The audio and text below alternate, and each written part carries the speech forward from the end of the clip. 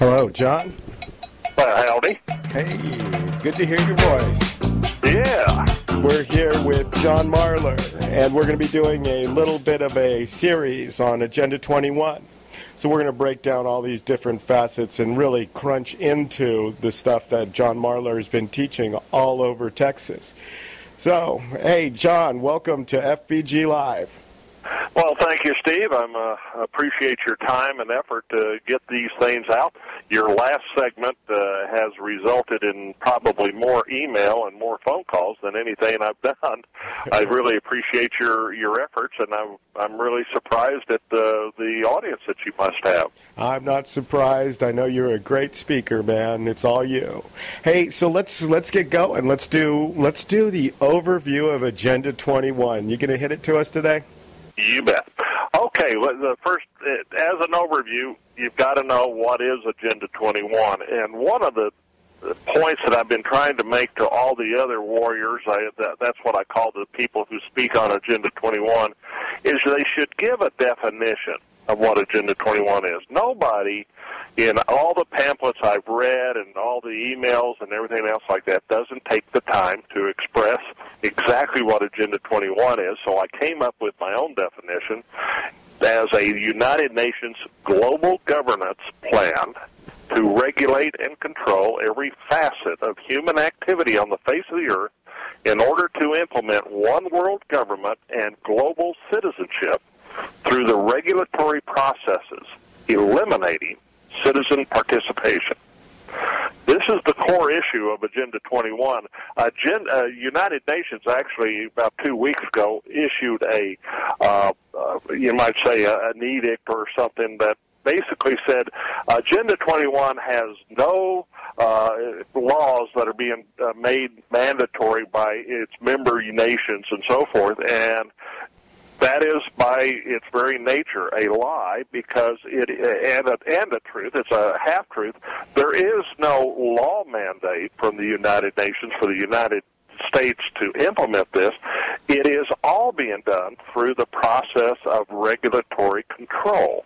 And that is the core issue of when we start talking about the how Agenda 21 came about. Okay, let me stop you right there. Tell me, regulatory control, what does that look like? Well, it looks like the vast number of people that are probably listening to this know the EPA and its attack on farmers, ranchers, and individual homeowners. It is an amazing battle that came about because President Clinton issued an executive order that created the President's Council on Sustainability. And in doing so, he literally states in that executive order that the protocols of Agenda 21 must be implemented and reported back to the United Nations every 5 years from every agency of the United States government. Now, if you've ever had a question as to what agencies are under the executive branch of the government, go look that edict up or that presidential order and several others, but that particular presidential order actually has a list of everybody that is an actual agency of the United Nations. And it goes all the way down to the little 2 or 3 man office that is the one who creates the agendas for the cabinet meetings. That's how pronounced it is. What's that 2-man agency you're talking about? Oh, the 2-man agency is the Cabinet Agenda Office, and cabinet meetings are scheduled through them, and before you can go to the meeting and have an item for discussion, they must put it on the agenda. But they are ordered by whatever means possible to implement Agenda 21 protocols and so forth. Never heard of that before, but I'm new to all this. Yeah, right.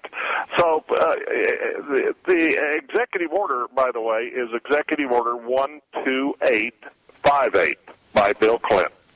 And that is one of the core starting points of how Agenda 21 is being implemented, but let's go back and start with some of the key events that actually created the what. Well, let's hold off on the key events right now, and let's just keep to the overview.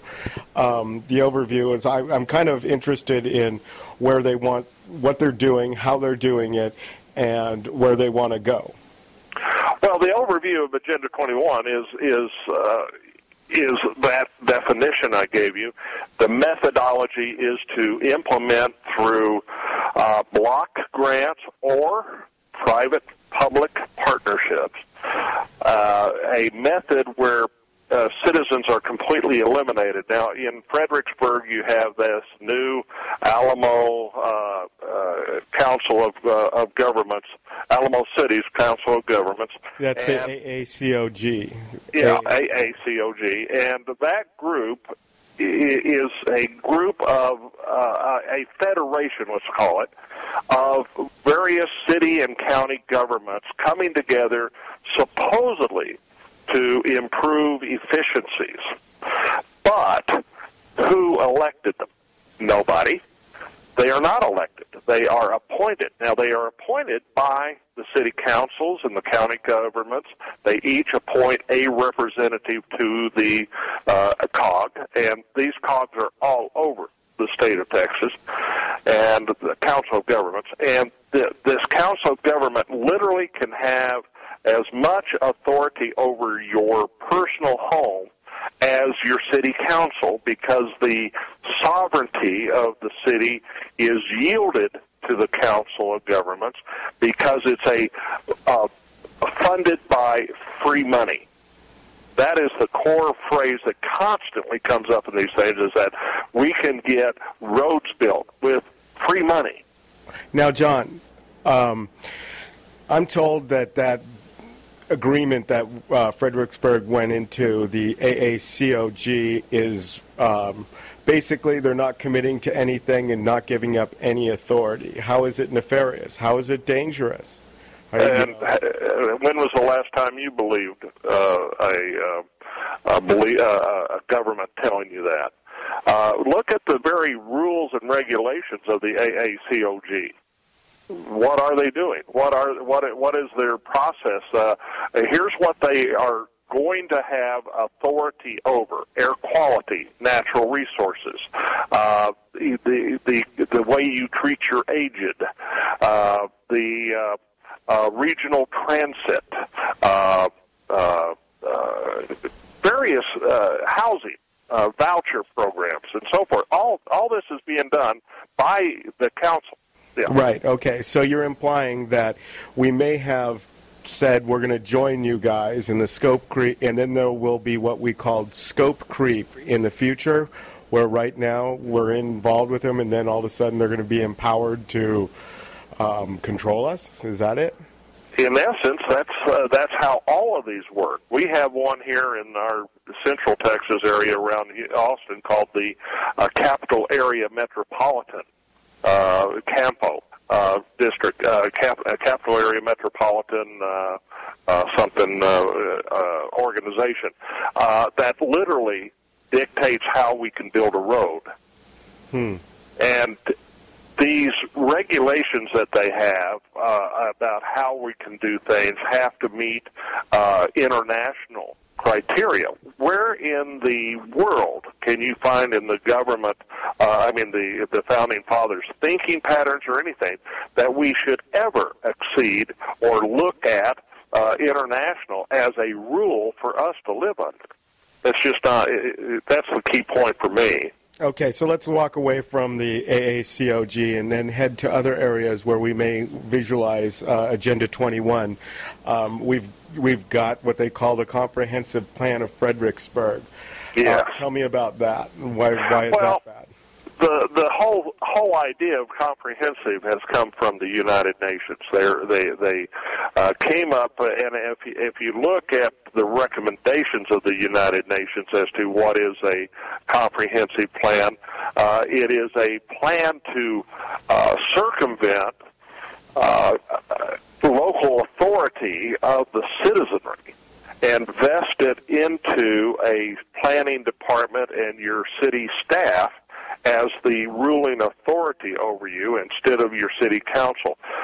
This is being done because if you look at key phrases, smart growth, green zones, these are the horror words that you have to be alert to, and then you investigate and you start looking at your comprehensive plan, and I think you'll find that in that comprehensive plan, it's extensive as to what they want to do. They want to have these stack and packs in your area, meaning the buildings that have the, how would you call it,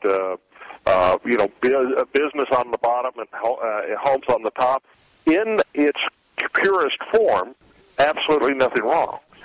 But by regulations in other areas, you will be regulated out of your, what they call the single-family caves, man caves, which is the whole United Nations is totally geared to destroy all private property in the United States.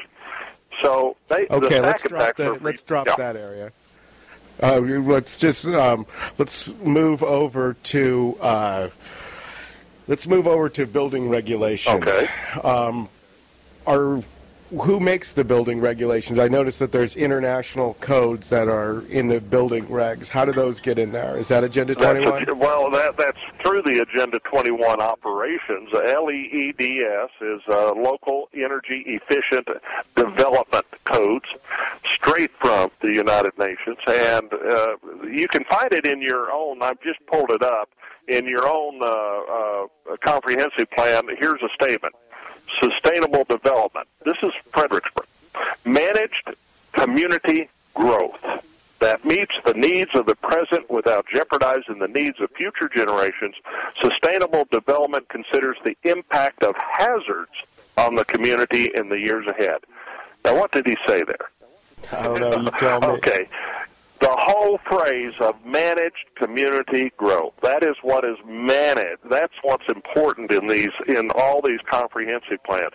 They want to manage you.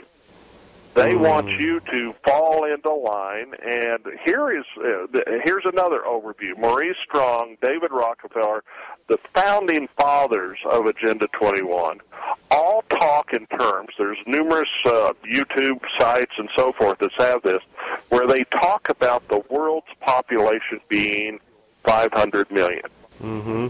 Now, according to the United Nations' own record keeping, they claim that we're close to 7 billion on the earth right now. Okay, now you do the math and tell me how that's going to come about. Right. Managed community growth.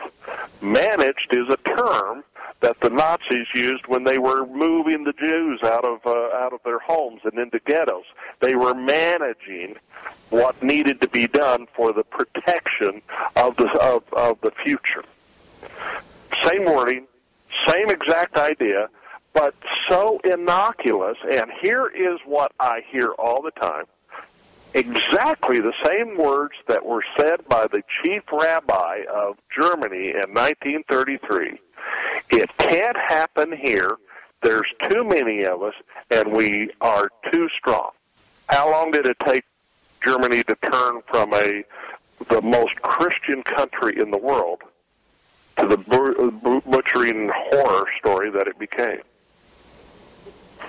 Basically 4 years. Right. That's all it took. That's the implementation that we're seeing right now. It's right. Those three areas. Can you tell me more? Well, it is being done on the principle of this, number one, free money, and number two, efficiency is the core phrase that's always thrown out. And number three, number three is that Stalin referred to them as useful idiots. People who think that they're doing what they're doing is right for the community, based upon this overriding premise that if you are going to have clean air, clean water, and all this stuff, which by and large, that's not a problem in the state of Texas, but under those premises, we dedicate here in our area. if you want to put, say, housing up in, if you had 100 acres and you wanted to make it into a housing tract, 40 of those acres are to be surrendered to the governing authority, which means the city, at no charge. What? Yeah, because it's going to be declared a green zone. And that's being implemented why and how? And because it's being done under this managed growth.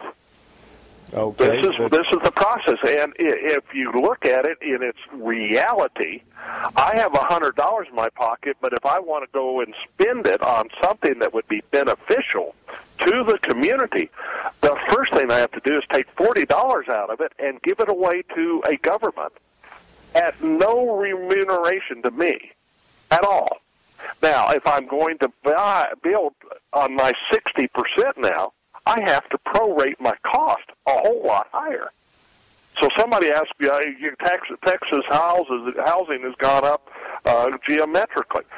Yes, it has. And a lot of it isn't because the Californians are coming with all their money. It's coming because these builders have to give off so much of their land to green zones and to parks and so forth that it is unbelievable. In the past, if somebody came in, they were to build a park in a housing area, but that was amortized for the park. Now, with 40% of your property has to be given to the government? Mm-hmm. How wrong? That's just another form of robbery that the governments of the United States are now taking as the pro forma method of operation. We have the right to demand 40% of your money or your property in order for you to be an entrepreneur here and build your homes. Okay, so they're taking land through legislation that's been passed or agreements, not even legislation, from what you're telling me. Right. Well, no legislation, no elections are ever done. It's all been done on the principle of there's a process that people can look up on the Internet called the Delphi process. And the Delphi process is done in bond elections all the time. Let's say the COG, the Council of Government, comes up and says, okay, we can't do it all on just the block grants that we want. We're going to have to go to the public. And so they get a committee of citizens to sit down, and then they issue an edict to them. You decide how we're going to get this bond election passed. They are not even permitted during these discussions, do we even need this bond? Do we even need this project? That is not permitted. It is a facilitated process that brings about exactly what the government wants them to do. And it is always supervised by the planning department staff. Who are the facilitators? What do you mean? Well, they're people that are in. There's usually like here we had a bond election, and it was for a firehouse. Well, they basically recruited some very nice citizens of our city. They were given that edict, and in the meetings there was at least 3 or 4 city staff members steering the discussions to the end result that we are going to have a bond election on that bond day, on that election, and it will be for this amount of money, and it does not differ from what was proposed by the staff. The staff always facilitates the answer. Okay, so who's facilitating or who's steering the staff? Well, the staff have been indoctrinated in this. If you look at go look at the employee records or the employees' education of all your planning departments, and they've all come through the indoctrination center for green. Agenda 21 education process is a mandatory part of Agenda 21. We've got to get the kids, we've got to get them young, and we've got to get them convinced that global citizenship is a overriding priority of everybody's life. And they come out of college, they go to work in your planning department, and they are totally tunnel visioned into implementing all these concepts of smart growth, smart anything, green zones and all this stuff. Well, that sounds like a neat place to go next? Maybe I should talk to the Planning Commission and figure out their views on smart growth, or the planning department, that is, as you say.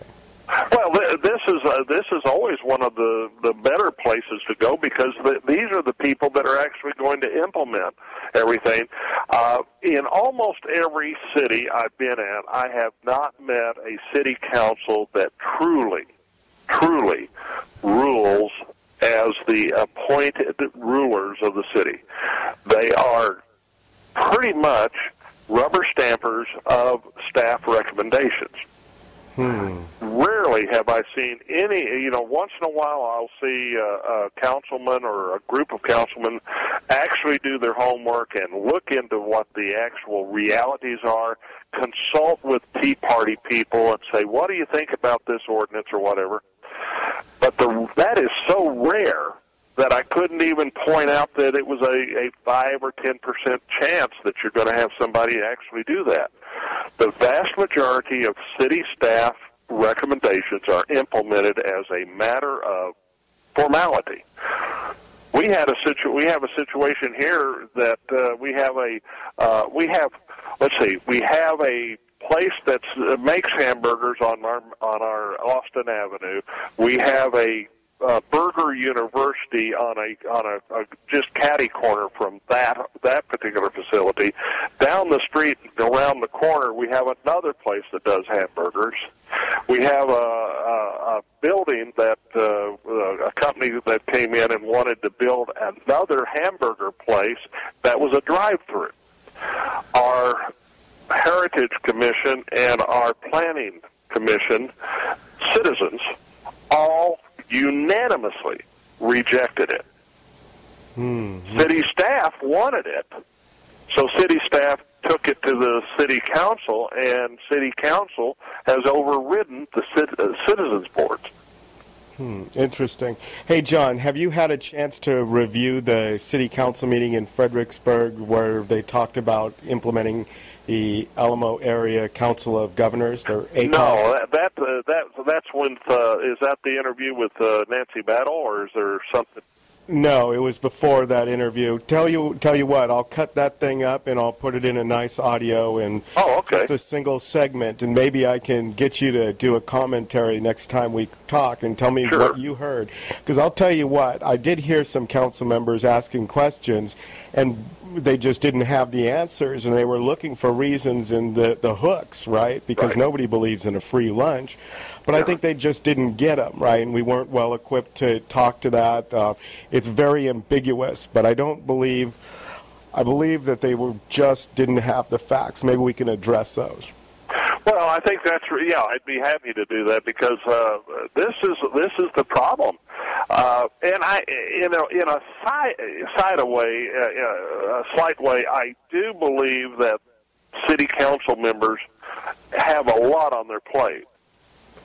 However, if they would make a presupposition of everything they do being, how did I get more freedom and more liberty for the citizens of Fredericksburg?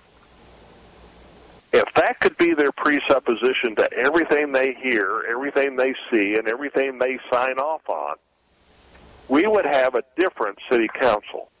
I think they're looking for money, not that. Yeah, they are. They are. That's the problem. And then when they get on the city council, you've got Aunt Tilly calling them 4 times a day about the pothole in the front of their house. These are the realities of a city council, but the city council, and we can carry it on to the legislature of Texas and the Congress of the United States. The function of these people is to get funds for the next election. That really becomes their overriding primary reason to be there. And it's less in the city council, but it's very pronounced in the legislature, the city, and the county government, and it's very pronounced in the federal government. We need to somehow get people. I don't know if you've heard of the organization GOOH, Get Out of Our House. This is an organization recruiting citizen candidates to try to knock out incumbent rhinos or incumbent anything that are not in line with constitutional interpretation. And I've even come up with a definition that I believe should be done. I don't believe anybody should be elected, even if they're, quote, a strict constitutionalist. They should be an original constitutionalist. In other words, look back and look at the writings of all the people, the Federalist Papers, and et cetera, and understand what caused that. There's a phenomenal speaker going around the state, Chris Ann Hall, exceptional constitutional educator, talks about how the Constitution came about through John Locke and all this other stuff, and not just all of a sudden, a whole bunch of men got together and said, how are we going to create a country? These people had been groomed through the Bible and through the writings of very strong and staunch believers, Christian believers. John Locke was a former Catholic priest who became a Protestant. Unbelievable government extraction from biblical scriptures. And this is what our founding fathers were. And we are electing strict constructionists that basically have no idea who the men that wrote this document were and why they chose that word. In other words, simple things like life, liberty, and the pursuit of happiness for the first couple of editions of the thing was life, liberty, and the pursuit of property. Hey, I guess no talk on Agenda 21 would be complete, especially not an overview, without looking at that UN well, not the UN map. There's an Agenda 21 picture that shows the reserve and corridor system. Oh, the biodiversity assessment. A guy by the name of Michael Kaufman, when he went down to Rio de Janeiro in 1992, and by the way, this year there's a Rio plus 20 where they expect to have 20,000 delegates coming. United States is going to be heavily covered because we are sending EPA, Department of Interior, USDA, we're sending people like that down as our delegates to this to reinforce what Agenda 21 came out of, which was the World Charter. Hey, tell me about the map. Well, who made it? Okay, the map. If you want to put a middle picture on your eyes, the middle picture is that the entire United States is colored in certain color codes, and these codes are the definitions of what Agenda 21 and the subsequent manual that they have called the Biodiversity Assessment Manual came up with. So Michael Kaufman literally took a map and said, okay, the biodiversity assessment does this, this, this, and this. So I got the map up for our viewers, okay. Right? Oh, great. So it's right there. And so what this map is saying, those little red zones are going to be little or no human use. The yellow zones are highly regulated, and it says on that. But I've always wondered where that map came from. So he went down there, he took the biodiversity report, and Biodiversity Assessment Manual. Do you have that manual? Have you ever seen that manual? I have seen the manual. I'm not paying the high price the United Nations wants to charge you to get a copy, but you can buy a copy from them.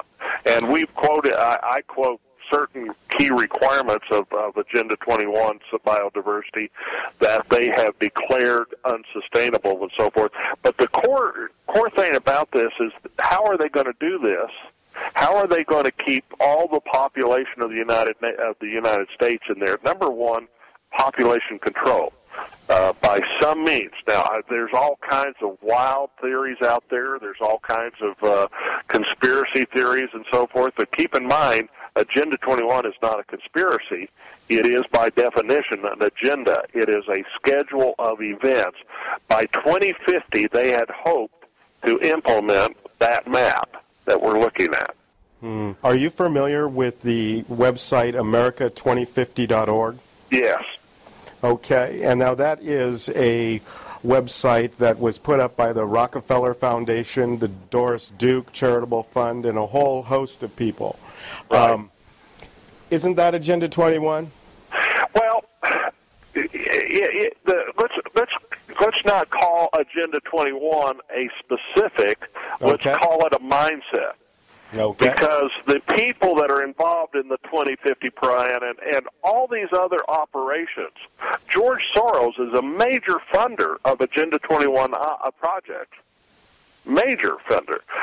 But he is he's part of the concept called Agenda 21 because Agenda 21 and the United Nations as a pocket are out to destroy literally everything that America stands for, the religion, the morals, the private property ownership, and so forth. There are literally thousands of quotes to that hope of their existence, is that they can have the utopian society that Karl Marx wanted. Now, the difference was Karl Marx was a revolutionist in the sense of Lenin by armed takeover. Lenin was a Marxist. Along came George Bernard Shaw and took the fight out of a revolution and called it the Fabian Socialist movement. Between those two, you have your polarities of the communist mindset. Agenda 21, by every word in its document, is pretty much a socialist document. But even Lenin and Stalin said socialism is just the sidestep to communism. So when you get socialism involved, the core end result is to bring about a dictatorship of the proletariat. That is, in the utopian world, the dictator is such a benevolent person and body, like the Politburo. They are so benevolent that they really, really love and care for the people that they are the dictatorship of, the proletariat. Well, that whole concept has been proven time and time and time and time and time again as totally invalid. But here's the thing that you hear every single time. You have Hitler killing, but you have Mao saying Hitler didn't do it good enough. So Mao does it better. Stalin does it better. They all think that the reason it didn't take hold was because they didn't go far enough. And right now we're getting far enough in this socialism takeover by these people that buy into these COGs and these private public partnerships such as the toll roads. We are just surrendering our sovereignty piecemeal. And I think we go back to there's a saying that was, a lawyer with a briefcase can confiscate far more property than an army with weapons. Well, that's what we're seeing here with the EPA and all these groups of Department of the Interior. We have horror stories all over the United States where individuals have been literally attacked by the courts, used by the courts, and so forth. We just have to pay attention that we were called, when the United States was created, the Founding Fathers, almost in a unanimous request, said we must have eternal vigilance, meaning that we must be ready to defend what we've created here. Ben Franklin was confronted by a woman, "What kind of government have you given us, sir?" And his response was, "A republic, if you can keep it, madam." There's so much information in these people because of their arrogance. You can go to the United Nations and download the Agenda 21 document, and you can go piece by phrase by phrase. Hey, John. Yes. Global warming. Oh, that's their vehicle. Right. Why is it bull? What's factual about it? What's not? Well, it's interesting. If you think about global warming, back when it first started, we were told that we were cooling off by, a tenth to a half a point on the whatever scale a year. We were heating up by one tenth to one half of a degree every year, and in the last 20 years, we have not varied even the 1/10 of a degree. The whole premise of global warming has been debunked. Numerous scientific studies have come out to show that it is invalid. It's not happening. What they were picking up was what do they call it? Rotational cycles of event, meaning that at some point the Earth has gone through ice ages. They've gone through heat periods. That's just the normal of our existence, and they know that because and the biggest reputation of global warming is the ice. That's ice cores that are being dug up in Antarctica and Antarctica. They are showing that this is the way it's always been, and it probably will be the way it always is until Jesus returns and makes a new Earth. But the core function of global warming is even being removed from the Rio Plus 20 agenda, and they don't talk about that. It's not in any of the documents for Rio Plus 20. It's now the sustainability and the carbon issues of the world that needs to take care of. And it's just, all of this stuff, keep in mind, they talk about, quote, the world, but the punitive nature of what they want to do, the Kyoto protocols and all that stuff, was all designed to attack the United States. When they say we need to spread the wealth, what are they actually saying? We need to strip America of all that wealth and put it elsewhere. They still go forward with this whole carbon stuff, charging us to breathe. What about the emails that came from the University of East Anglia? Do you ever look into that rabbit trail? No, but I looked into another one. One of the scientists that was on the original panel that states unequivocally that global warming was not the consensus of the body of scientists. And if you look at the list of the scientists, that has dwindled from the original release from over 1,000 scientists that were saying we've got global warming to now 150, and all the other 850 people have said it's not what we signed on for. We did not sign that document. But John, why wouldn't the news cover this? We don't see that on ABC or NBC or CNN. Well, then we come back to another factor is if you look at the course of events since about 1920, the goal of the communist/socialist movement was to capture control of all media. And you'll find that without exception, these people are not for the United States. You show me a pro-United States stance by any of the major media, Time Magazine, Washington Post, or anything. So you're not going to hear anything out of them. There's no such thing as journalism anymore, except in maybe little hometown newspapers.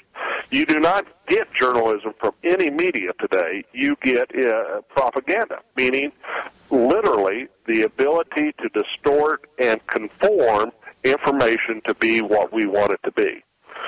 Then there are statements out there by NBC's chairman that says, that's the way it is.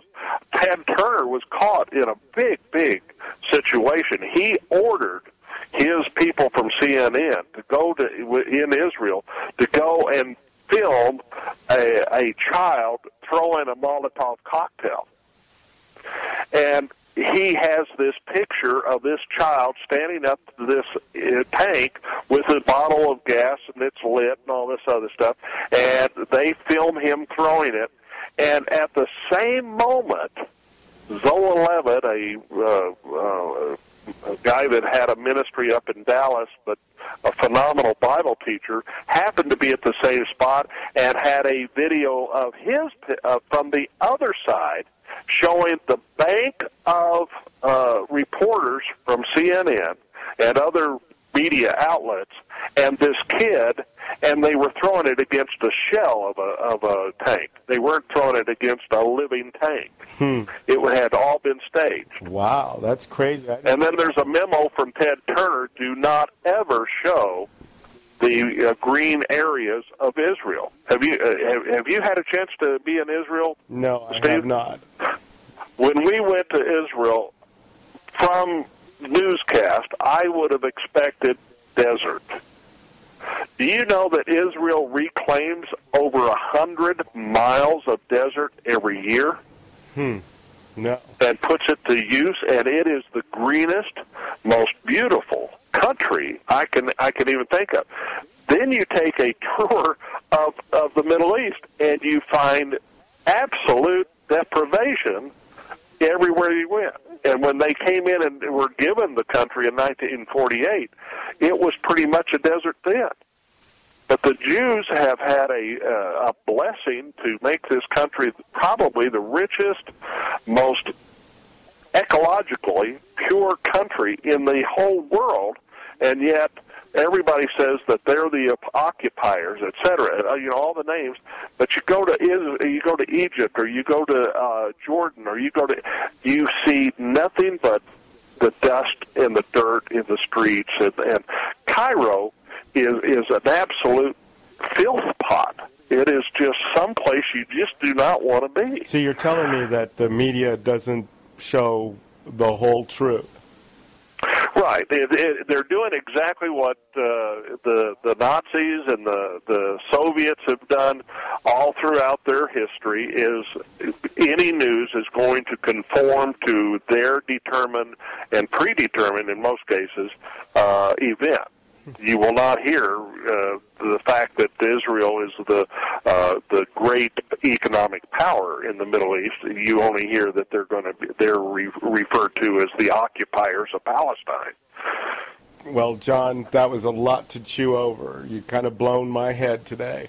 Hey, so that was a good overview. Tell you what, we'll revisit this overview and listen to it. And if we need to make an addendum to it at some point, we'll go ahead and do that. But for now, next week, we're going to get crunchy with numbers. We're going to go over details on Agenda 21. We'll cover key events of Agenda 21. And so for our listeners that just want the facts, we're totally down for you, man. Right. Listen next time. Looking forward to it, Steve. Thank you much. Awesome, as always. Thank you, John. Bye-bye. Bye.